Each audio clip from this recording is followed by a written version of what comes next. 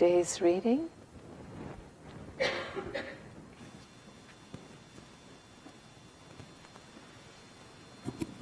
Our reading from Rays of the One Light, Weekly Commentaries on the Bible and the Bhagavad Gita by Swami Kriyananda. The importance of soul receptivity. Truth is one and eternal. Realize oneness with it in your deathless self within. The following commentary is based on the teachings of Paramahansa Yogananda. Chapter 1 of the Gospel of St. John states, "But as many as received him, to them gave he power to become the sons of God, even to them that believe on his name." This was a passage Paramahansa Yogananda often quoted to his disciples. "Be in tune," he would tell them. "Delusion can't touch you if you will keep in tune." "A few of you will fall," he said once, "but it needn't be, if you would stay in tune."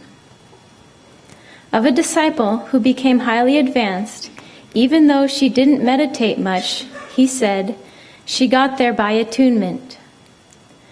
To one who found meditation difficult, he said, "I will meditate for you as long as you stay in tune." Truth is a state of consciousness, not a well-worded definition. It is in that consciousness, above all, that our lives are transformed. Therefore, the Bhagavad Gita states in the 10th chapter, "To those who are ever attached to me and who worship me with love, I impart discernment, by means of which they attain me. Out of my love for them, I, the divine within them, set alight in them the radiant lamp of wisdom, thereby dispelling the darkness of their ignorance." Thus, through Holy Scripture, God has spoken to mankind.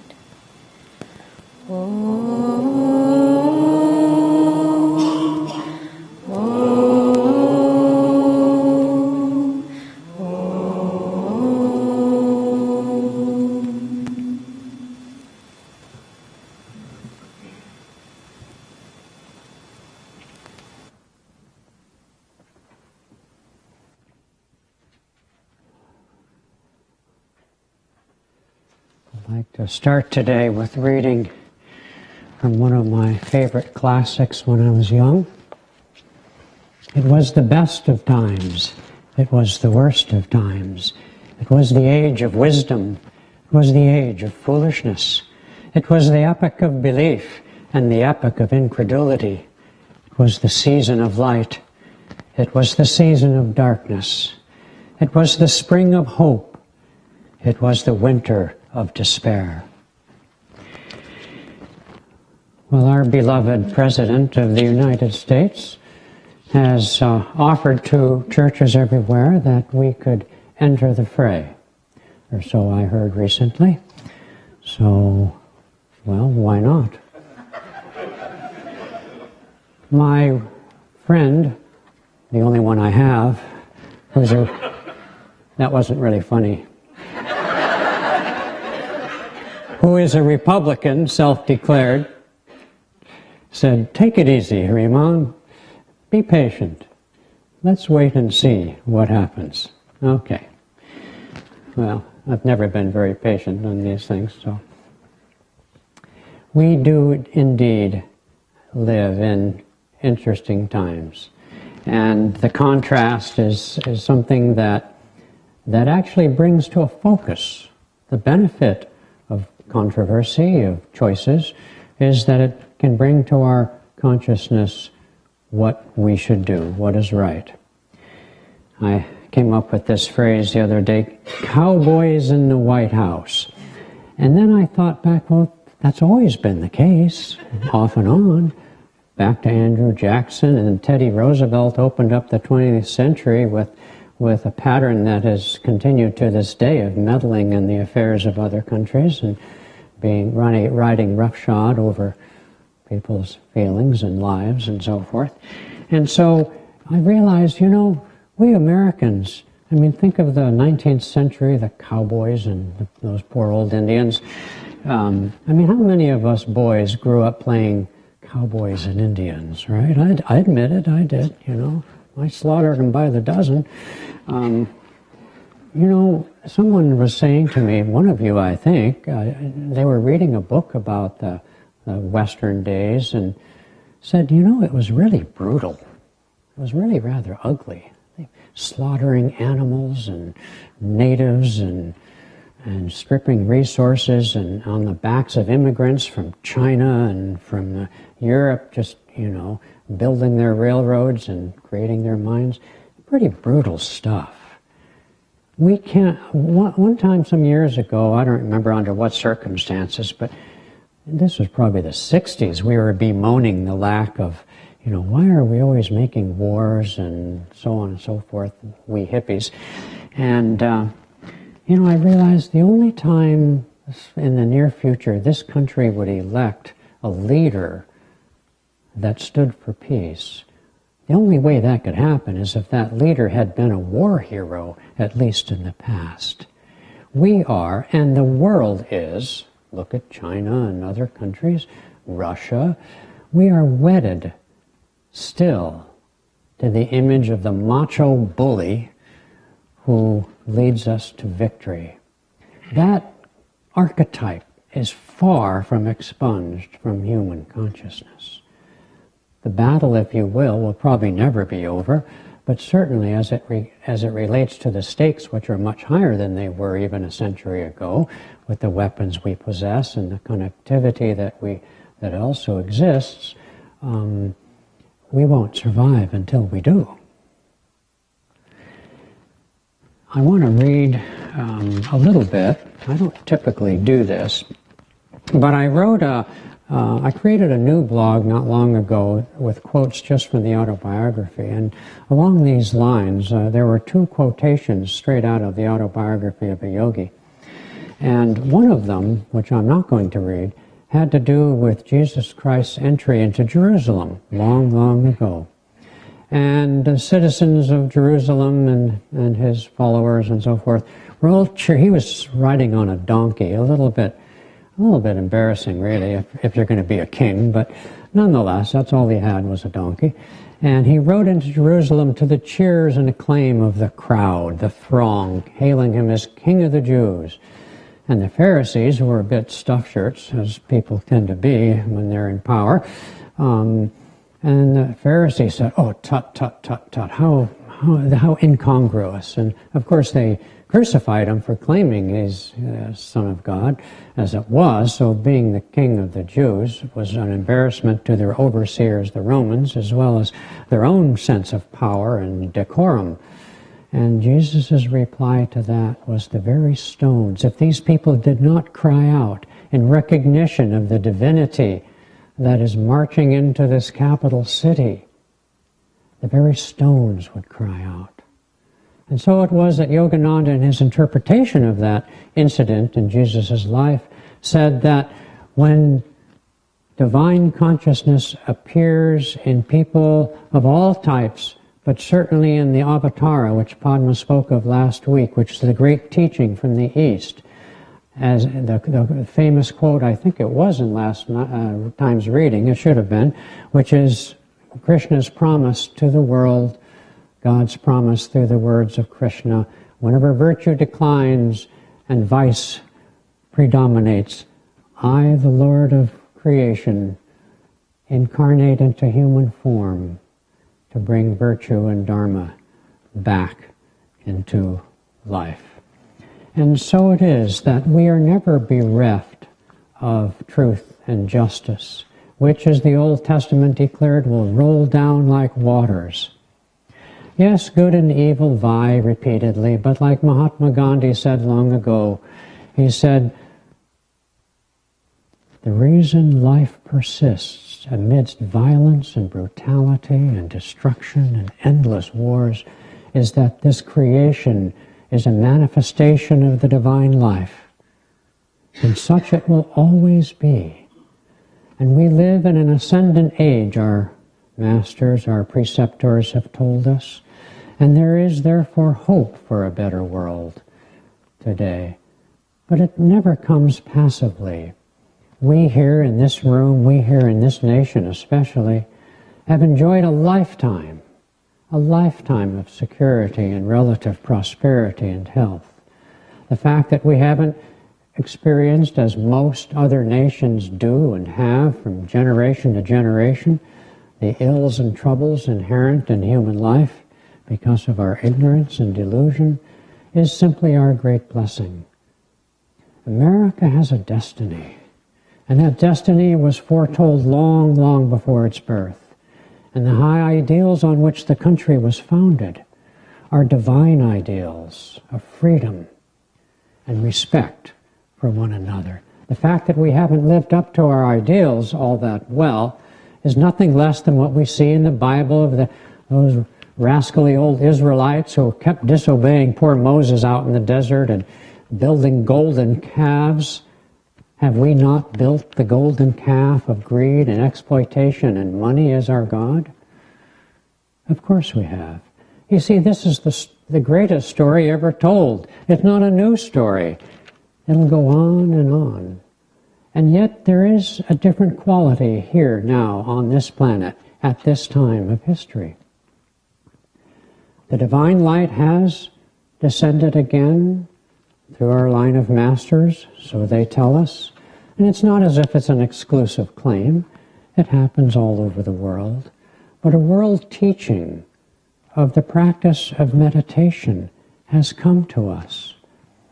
Another quotation I had in that one blog had to do with the story. Yogananda quoted the story of Sodom and Gomorrah, in which God promised not to destroy those cities if but 10 righteous people could be found.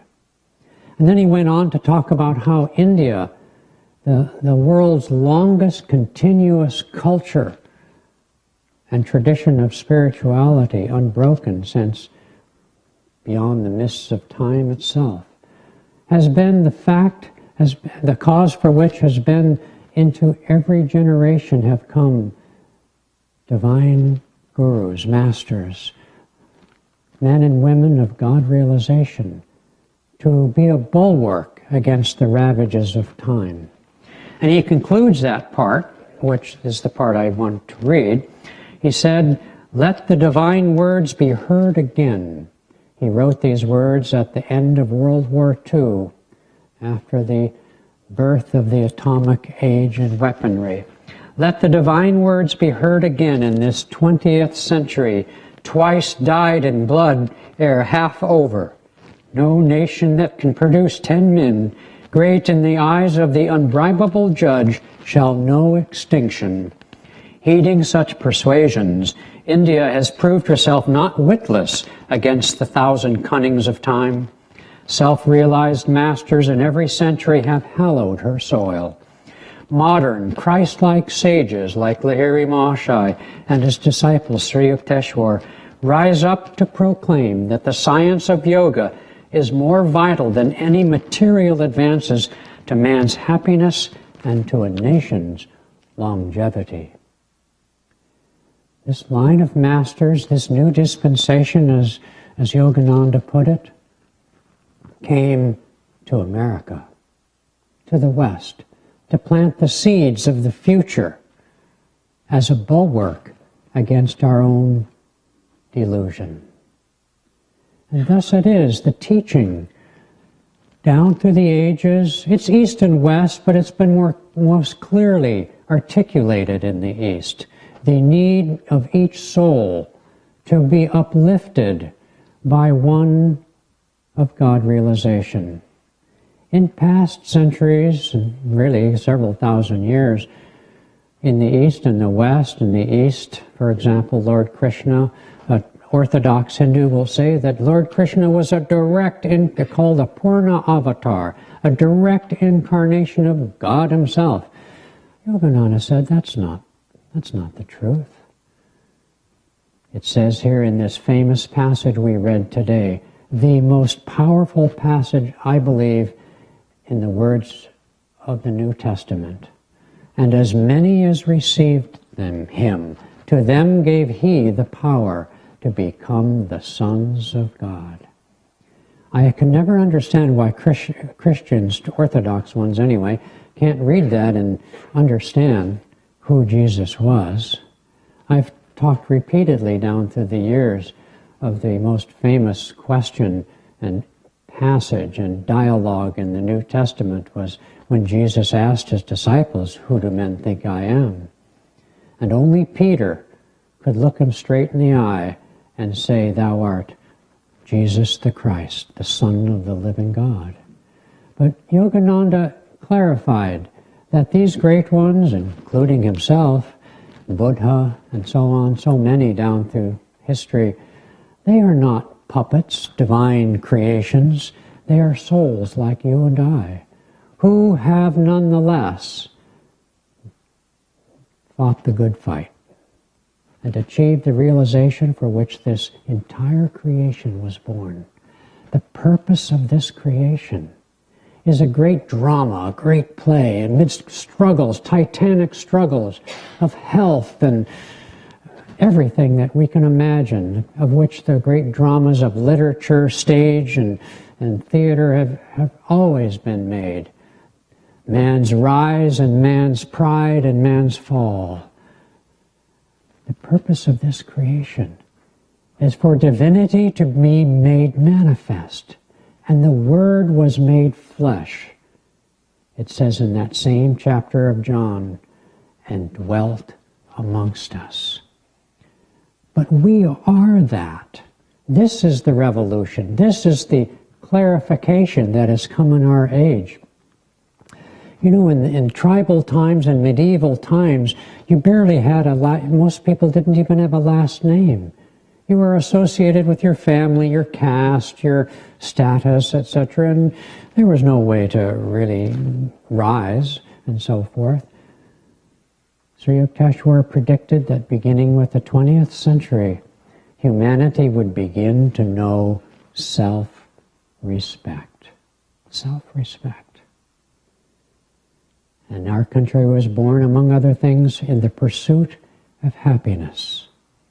We've mucked it up pretty well, but that is a very high principle and an inalienable right, the free will we've been given. And so it is that the power of that divine descent, that avatar, is the teaching that can come out more broadly as a principle, not just an exclusive claim by this teacher or that teacher or their followers. The creation was made so that we would choose to seek the divinity, which is the essence of the creation itself. And it's deeper than that. Why is it is taught in Sanatana Dharma, in the teachings of India, the eternal religion? Why is it taught that to be free, to achieve that realization permanently, we need a guru? It sounds like a self-serving claim of gurus. But it's deeper than that. Because if this creation, and if we as the conscious, self-aware representatives of this otherwise subconscious creation, with its vastness, are to realize that divinity, then it follows, even pursuant to logic alone, that there must be some souls who have achieved that goal. And until we ourselves, we can affirm it as if proudly, this is our delusion always. We achieve a certain amount of realization and power or glory in the world, and of course we fall from the pride of that achievement. Isn't that the story of life, of humanity? And yet, if we are to make that claim, and yet are unwilling or just simply ignorant of the possibility of souls existing down through the ages who have achieved that divinity, then of course we won't get there. Like the boys said on the playground in my youth, it takes one to know one. And indeed it does. How many heard the words of Jesus long ago? Swami Kriyananda said, people came in and out of Yogananda's ashram in Los Angeles like patrons at a hotel. He didn't meet their standards of what a guru should be. Peter recognized the living Christ in human form. It takes eyes to see and ears to hear. It's not that simple. We have to work towards redemption. We have to work towards awakening of the soul in order to draw to ourselves at each stage of our development what we need. As Padma said the other day to our Kriya class, she said, Einstein didn't teach kindergartners. Only those who could even understand what he was talking about were those that he would train. And so it is, those who imagine they can go to God directly, to the infinite power, we can't even imagine. In fact, we shouldn't even try to imagine, because that's all it would be. Infinity is anything and everything. How can we relate to such a power? No more that can we do that than call the White House and talk to that, what's his name? You see? But it's, as I say, it's deeper than that. Because this is the purpose of creation, to awaken to the divinity, which is the soul reality. And thus it is that the need for the guru comes so that that can be recognized and transmitted so that we become our own living guru. This is the law of creation.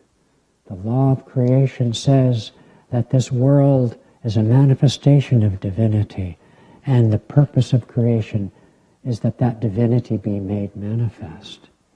The power, one time, Yogananda was walking at his seaside hermitage in Encinitas with a friend, walking around the grounds which overlooked the Pacific Ocean. And he came around the corner and he saw, sitting there in meditation, his most advanced disciple, Rajarsi Janakananda, a businessman from Kansas City. And he was meditating there, and so Yogananda said to his friend, shh, walk quietly. And then afterwards, after they passed, he says, you have no idea what blessings accrue to this work by just one person achieving cosmic consciousness. Well, Yogananda was an avatar. And we cannot know what blessings accrue to this planet as a world teacher by the appearance of even just one such a one, and he is by no means the only. The divine power coming to earth, revealing itself to those who are ready to hear and see, is the greatest power for good on this planet. Unless we and people like us throughout the world imagine that our service to humanity and sharing the path of yoga, meditation, and so forth are insignificant or irrelevant to the seemingly overwhelming problems of our day, we have no idea. The greatest work that can happen on this planet at this time in history, which is an ascending history towards greater awakening, is to do just that. Is to be, as Gandhi said, the change that we seek. And thus it is. We are engaged in what Yogananda said to Swami Kriyananda, knowing that his life work would go in its own direction and spread across the world in its own way. He said, you have a great work to do. Not great by worldly standards. Oh, presidents come and presidents go. Cowboys come and cowboys go. But the great work of opening our hearts to see from direct perception of our own divinity through the power of stillness and the grace to know is, in fact, the greatest contribution we can make. Never think that what we do, the lives you lead, the meditations that you practice, are not relevant, for they truly are. That doesn't preclude us from taking a stand, from marching with those of faith and goodwill, according to our own lights and our own dharma, to make the world a better place is our duty, breathing the free air of this land and this planet. But it's an inside job, because it's consciousness that is seeking forms like yours and mine, forms such as this hive here and places like the sacred places throughout the world. We're like a wormhole to infinity. We can act as channels to descend the light of grace and the power. What was the quote today? And I just drew a blank. Say it again. To those who gave he the power. I'm sorry, I'm reaching for the word power. We often think in the practice of yoga and meditation that we're peaceful people. Jesus said, be wise as serpents and harmless as doves.